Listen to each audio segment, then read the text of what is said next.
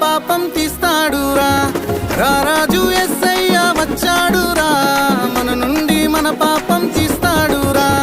బెత్లెహేములో పశుల పాకలో దీనునిగా మన కొరకు జన్మించునురా. బెత్లెహేములో పశుల పాకలో